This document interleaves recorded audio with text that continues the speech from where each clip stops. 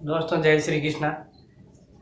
आज हम library science का पुस्तकालय के नया टॉपिक लेकर आएंगे। पुस्तकालय के 5 नियमों को।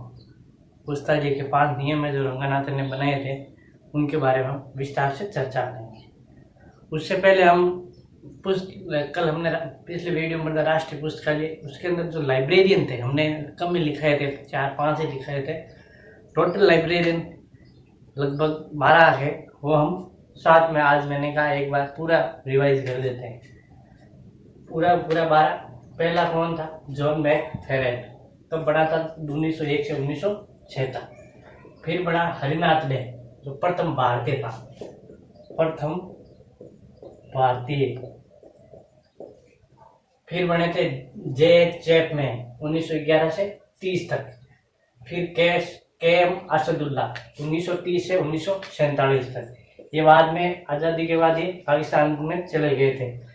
के एम असदुल्ला। 5वां था पीएस केशवन, जो आईएनबी के जनरल कहते थे। ये 2 बार बने थे, एकमात्र लाइब्रेरियन जो 2 बार बने थे, 1948 से 1963। फिर 63 के बाद में वही दूसरा बना था, ये आगे आ जाएगा 30। फिर 1 साल और बने थे 70 से 71 बार बने थे, 2 बार। फिर आता है वाई एम मोलिये, ये बने थे 1963 से 67। असदुल्ला के बीच के अंदर टाइम पीरियड है इसका। अगर आप सन याद नहीं है कोई मतलब नहीं, ये याद कर लेना। फिर डी आर कालिया का 67 से 70 के बीच में ये बने थे। फिर अपने पढ़ेंगे टी के श्रीनिवासा और 9वां बने थे कल्पनादास गुप्ता, ये अपने कल भी लिखा था। और 10वां बने थे टी.ए.वी. मूर्तिया और 11 बने थे रामचंद्रन, इसको आते डॉक्टर आर रामचंद्रन। और बार लास्ट थे एस.पी. गैदम, तो 2006 से 2012 ये अंतिम थे। और 2000 इसके बाद में इसको लाइब्रेरियन का पोस्ट ही खत्म कर दी। और ये थे हमारे 12 लाइब्रेरियन, जो आप एक बार नोट कर लो या स्क्रीनशॉट ले लो।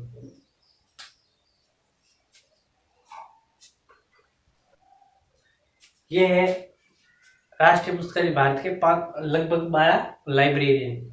और मैंने कहीं क्वेश्चन पढ़ा था जिसके अंदर देख गए इनमें से कौन सा राष्ट्रीय पुस्तकालय लाइब्रेरियन नहीं है, तो इनमें से कोई 4 ऑप्शन दे देंगे आपको, इसीलिए मैंने ये पूरा 12 का 12 लिखा दिया। अब हम चलते हैं पुस्तकालय के 5 नियमों को, जिनके अंदर रंगनाथन ने उनका प्रतिपादन किया था।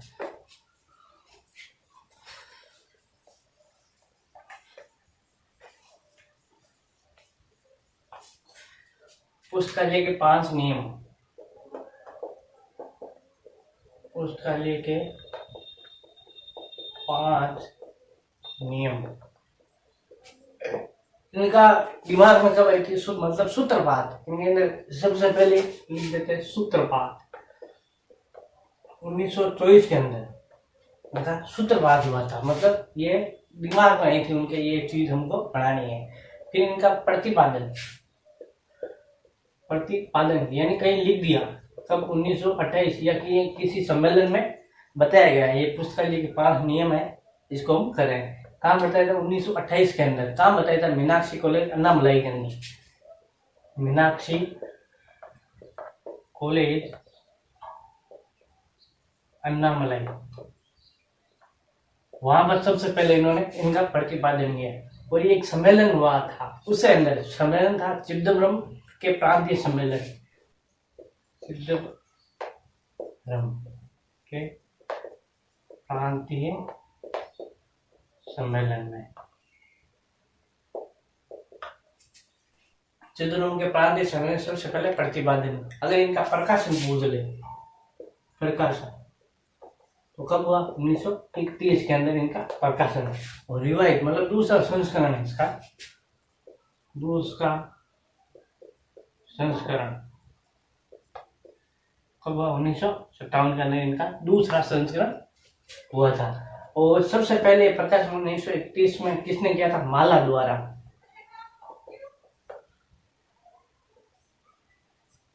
मद्रास लाइब्रेरी एसोसिएशन, मतलब माला द्वारा। ये था पहला प्रकाशन।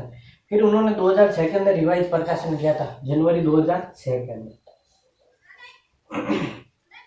इसका रिवाइज प्रकाशन किया था। किसके द्वारा किया? ESS पब्लिकेशन, ESS पब्लिकेशन द्वारा। और किसके अंतर्गत किया था? जो अभी लाइब्रेरी की पुस्तक है, छठा रिवाइज सेशन अभी वर्तमान ESS पब्लिकेशन द्वारा ही चल रहा है। और किसके अंतर्गत? SRELS, शारदा रंगनाथन इंडोर की लाइब्रेरी साइंस, इसके अंतर्गत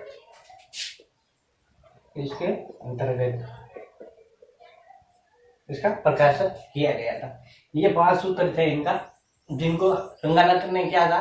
मौलिक शोध कार्य, जिसको इसको 5 सूत्रों को क्या है? इनको रंगनाथन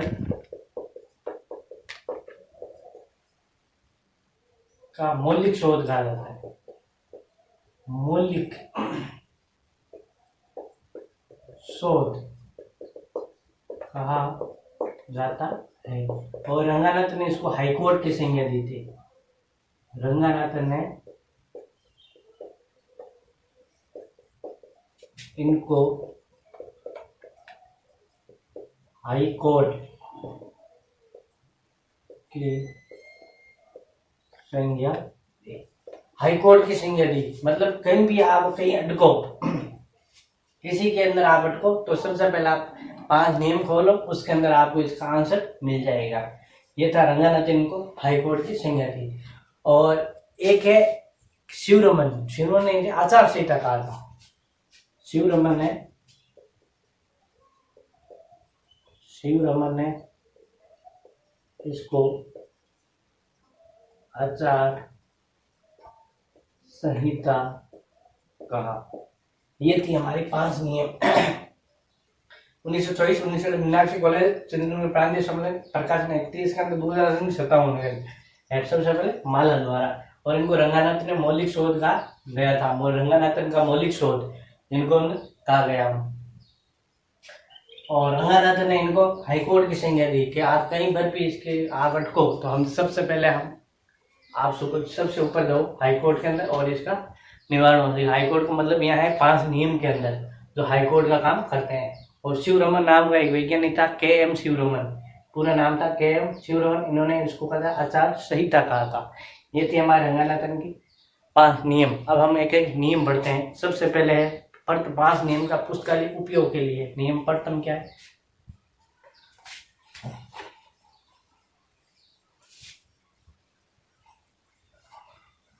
हम 5 नियम को डीप में करेंगे, बहुत ज्यादा डीप में करेंगे इनको।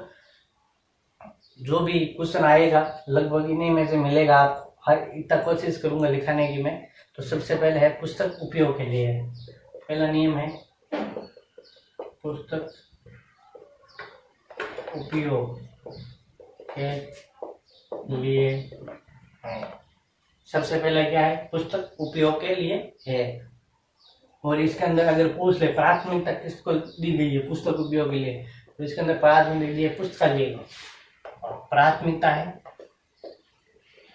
पुस्तकालय को के लिए है। इसके अंदर प्राथमिकता किसके दी है? पुस्तकालय को। अगर इसको प्राचीन के अंदर इसका क्या है तो पुस्तक संरक्षणा है, पुस्तकें संरक्षणार्थ है।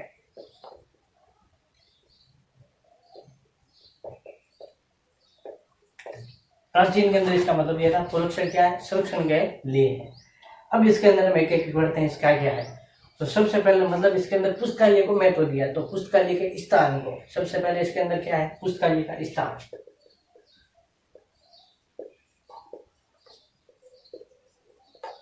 स्थान जब हम शुरू के अंदर पढ़े तो वहां पर विद्यालय के लिए अलग था, विद्यालय के अंदर बीच के अंदर था, और महाविद्यालय के अंदर सबसे गेट पर ही था। वो हम पहले इसके अंदर बात करते हैं। पुस्तकालय के स्थान कहाँ होंगे? विद्यालय, महाविद्यालय, विश्वविद्यालय, उसकी सबसे पहले बात की गई है। फिर है पुस्तकालय का समय क्या होगा खुलने का। पुस्तकालय का समय, अगर समय की कहीं बात आए कि पुस्तकालय टाइम किस सूत्र के अंदर दे रखे है तो प्रथम सूत्र के अंदर पुस्तकालय समय की बात की है। तीसरा है पुस्तकालय फर्नीचर की बात की गई है। पुस्तकालय के फर्नीचर क्या, वो टेबल कुर्सियां उसकी हाइट वो कैसे होना चाहिए उसकी बात की गई है। चौथा है पुस्तकालय कर्मचारियों की बात की गई है।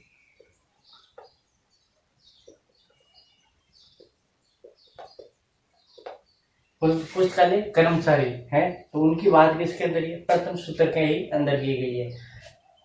फिर आती है प्रकाश की व्यवस्था। पुस्तकालय में प्रकाश की व्यवस्था, ये प्रकाश अच्छा होना चाहिए ताकि जो भी हम पढ़ रहे हैं उनको आराम से देख सकें, जो काम कर रहे हैं पुस्तकालय में उसको आराम से हम कर सकें। फिर है अगर पुस्तकालय नियम जो बनाते हैं कि लाइब्रेरी के अंदर ये हर पुस्तकालय के नियम होते हैं, वो नियम किसके अंदर बात की है, पुस्तकालय के नियम, पुस्तकालय के नियम जो किसके अंदर बात की गई है, प्रथम सूत्र के ही अंदर बात की गई है। सकते हैं आवश्यक सुविधाएं, वो भी किसके अंदर आती है, प्रथम सूत्र के ही अंदर आती है। ये था हमारा प्रथम सूत्र, पुस्तक उपयोग के लिए है और प्राचीन में इसको कहा जाता है पुस्तक संरक्षण है। अब आता है पुस्तकालय हमारा दूसरा नियम।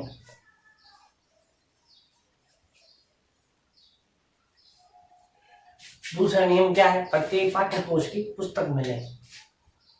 नियम नंबर 2, प्रत्येक पाठक को उसकी पुस्तक मिले। प्रत्येक पाठक को उसकी पुस्तक मिले।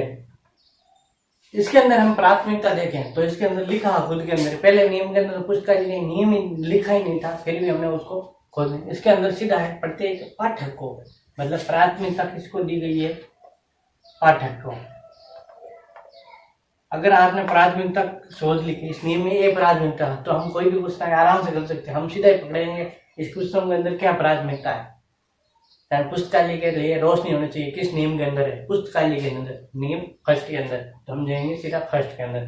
कहीं पाठक को दे रखी है, मतलब पुस्तकालय अधिनियम किसके अंदर, पुस्तकालय अधिनियम की बात कर रखे हैं, मतलब वो प्रत्येक पाठक के लिए, हर पाठक को उसके लिए पुस्तक मिलेगी, तो किसके लिए, पाठक। इसके अंदर हम पढ़ेंगे सबसे पहले देश का दायित्व, देश का दायित्व। दायित्व क्या है देश का दायित्व, सबसे पहले तो क्या है, पुस्तकालय अधिनियम का बनाना।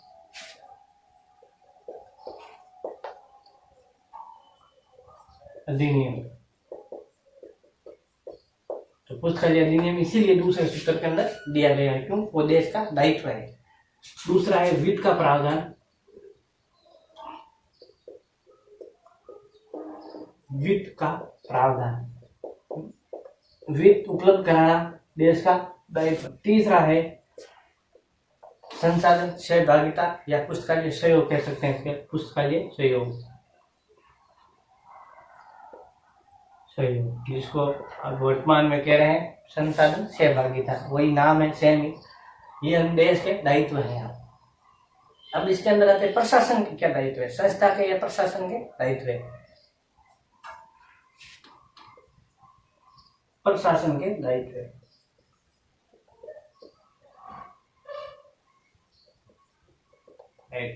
प्रशासन क्या है, कर्मचारियों की चयन, सबसे पहले भर्ती करना, वो किसके अंदर आएगा, पुस्तकालय चयन, कर्मचारियों का चयन, कर्मचारियों का चयन, कर्मचारी चयन जैसे भर्ती निकाल के उनका लगाना, ये किसके अंदर आएगा, इसके अंदर प्रशासन का दायित्व है ये। दूसरा है पुस्तकों का चयन, ये भी किसके अंदर है, प्रशासन का दायित्व है। और फिर आता है अपने, अगर दायित्व की बात जब भी आएगी तो किसके अंदर, नियम नंबर 2 के अंदर आएगी। जब भी किसी दायित्व की बात आएगी तो नियम नंबर 2 के अंदर, यार इसके अंदर पुस्तकालय कर्मचारियों के दायित्व दे रखे हैं और कर्मचारियों के दायित्व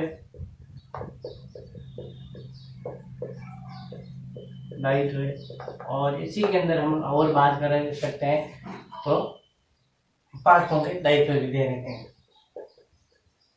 पाठकों के दायित्व, ये 3 चीज हम पुस्तकालय दे रखे हैं इसके अंदर। और इसके बाद हम नियम चलता है 30 नंबर, नियम नंबर 23।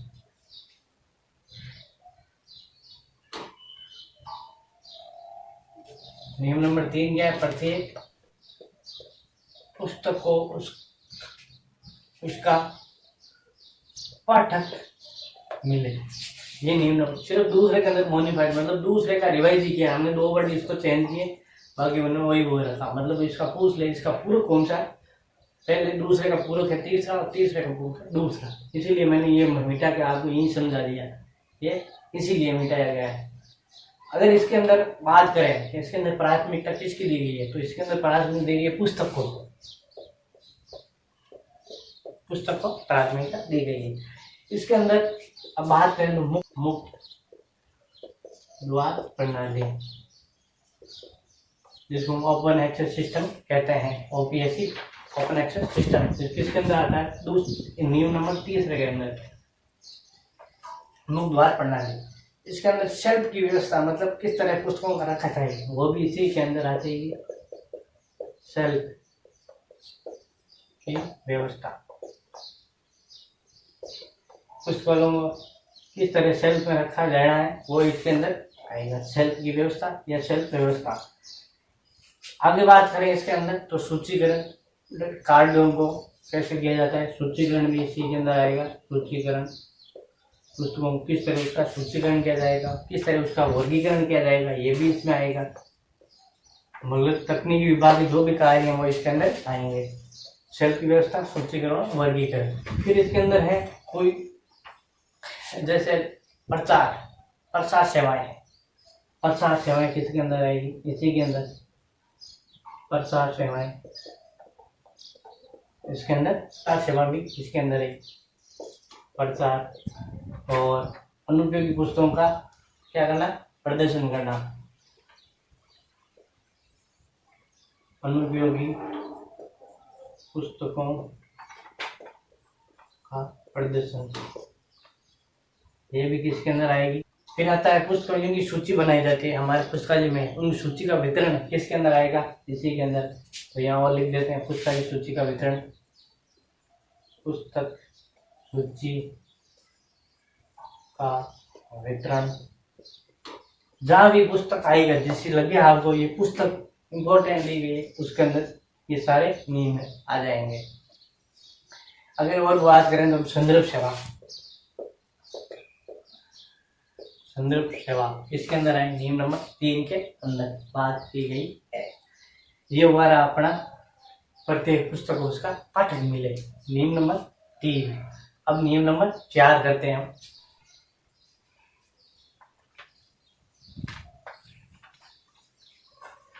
नियम नंबर 4 क्या है? पाठकों का समय बचाओ, इसके अंदर इसकी बात ही गई।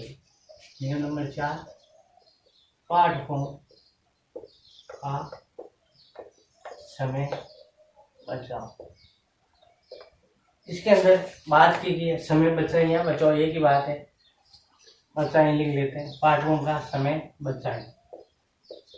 अगर इसके अंदर प्राथमिकता दी है तो आपको जब पता हो गया समय को प्राथमिकता दी गई है। जो भी समय के अंदर टाइम समय कम करने के लिए काम आएगा, जैसे सूचीकरण, वर्गीकरण, इसमें भी आएंगे। सूचीकरण, सूचीकरण है, वर्गीकरण है, संदर्भ सेवा है, ये सब इसी के अंदर आ जाएगा। शेल्फ की व्यवस्था है, शेल्फ क्यों करते हैं? क्योंकि पुस्तक जल्दी मिल जाए, शेल्फ व्यवस्था ये होगी समझी, शेल्फ व्यवस्था। अगर ग्रंथ सूची की बात करें, बिब्लियोग्राफी, तो इसी के अंदर है ग्रंथ सूची, ग्रंथ सूची। डिजिटलीकरण हो जाएगा,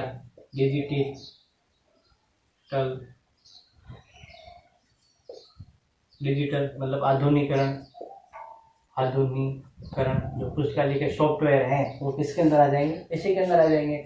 मतलब ओप के हैं, ऑनलाइन पब्लिकेशन कैटलॉग है, लाइब्रेरी सॉफ्टवेयर है, जिसके अंदर क्या है? लाइब्रेरी सॉफ्टवेयर, लाइब्रेरी सॉफ्टवेयर इसके अंदर आएगी। और बाय स्टेट रूम गाइड है, जो लाइब्रेरी गाइड क्या है? लाइब्रेरी गाइड, लाइब्रेरी गाइड, इसको इंग्लिश में स्टेट रूम गाइड, जो बाहर की तरफ लगाया जाता है, इसको लिख दो तो आप state room guide, GUID। State room guide किसके अंदर, जिसके अंदर पुस्तकालय है बे गाइड। अपन गाइड का नाम लिखते तो एक तो आएगी बे गाइड,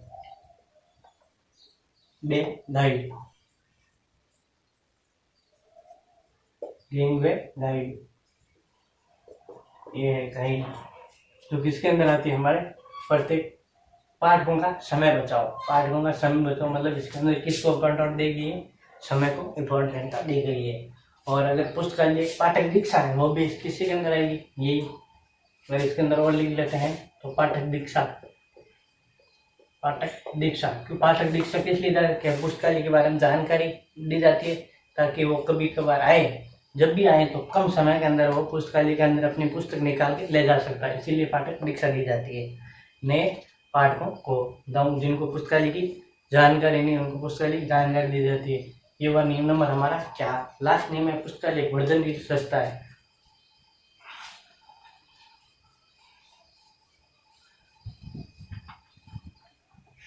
नियम नंबर 5, पुस्तकालय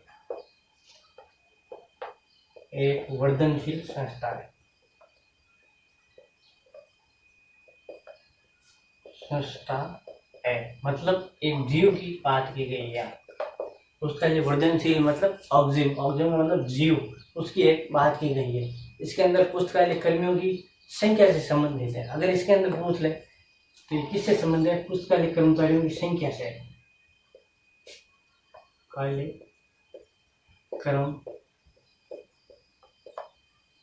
की संख्या से संबंधित है।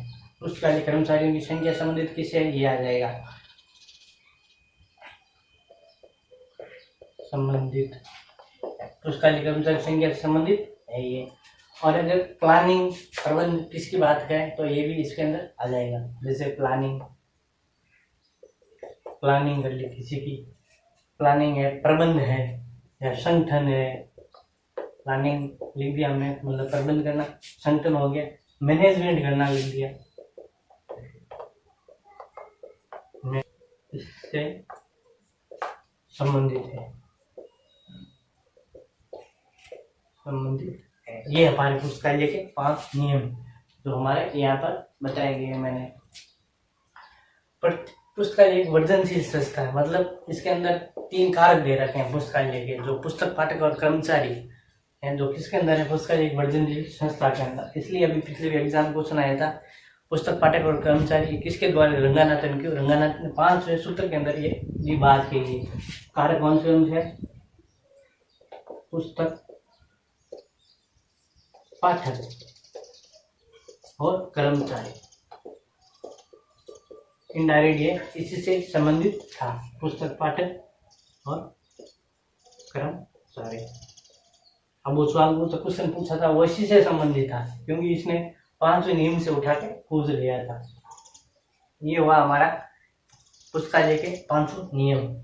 ये हमारा 5 नियम जो हमने 500 नियम पढ़े थे जब वो डीप के अंदर किए थे। लगभग देख लेना, क्वेश्चन मिल जाएंगे आपको इसके अंदर। मैंने पुराना पेपर देख के उसी में से ये बढ़िया मैटर बनाया और उसको कंटेंट करके आपको सामने हुआ था, आया था। इसके अंदर लगभग आपको पुराने पेपरों की सहारी मिलेगा पूरा का पूरा, और जो आने वाला क्वेश्चन है मैंने वो भी दिखा दिए। अब हम मिलते हैं नेक्स्ट क्लास के अंदर जिसका हम नया वीडियो लेके आ रहे हैं पुस्तकालय से संबंधित। तो तब तक के लिए सबको जय श्री कृष्णा।